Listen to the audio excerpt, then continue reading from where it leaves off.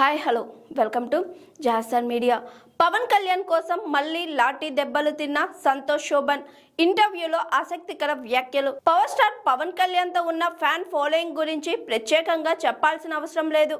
ఆయన ఎక్కడికి వెళ్ళినా అభిమానుల సందడి తారా స్థాయిలో ఉంటుంది. కొన్నిసార్లు ఆ అభిమానుల ఉత్సాహాన్ని అదుపులో పెట్టేందుకు పోలీసులు లాఠీలు కూడా ప్రయోగించిన సందర్భాలు ఉన్నాయి. అలాంటి ఒక ఘటనలో తాను కూడా లాఠీ దెబ్బలు తిన్నానని యంగ్ హీరో సంతోష్ శోభన్ తాజాగా వెల్లడించాడు. సంతోష్ శోభన్ హీరోగా నటించిన తాజా చిత్రం కపుల్ ఫ్రెండ్లీ వ్యాలంటైన్స్ డే సందర్భంగా ప్రేక్షకుల ముందుకు రానుంది. ఈ సినిమా ప్రమోషన్ లో పాల్గొని ఇచ్చిన ఓ ఇంటర్వ్యూలో ఆయన ఈ ఆసక్తికర సంఘటనను గుర్తు చేసుకున్నారు. పవన్ కళ్యాణ్ ను ప్రత్యక్షంగా ఎక్కువ సార్లు చూడలేదని, అయితే ఒకసారి అత్తారింటికి దారేది సినిమా షూటింగ్ సమయంలో ఆయనను చూసేందుకు వెళ్ళిన అనుభవాన్ని పంచుకున్నారు. సంతోష్ శోభన్ మాట్లాడుతూ, ఆ సమయంలో పవన్ కళ్యాణ్ గారి క్రేజ్ చాలా ఎక్కువగా ఉండేది.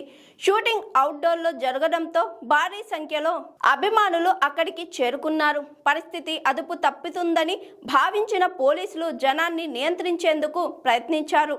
ఆ క్రమంలో తోపులాటలు జరిగాయి.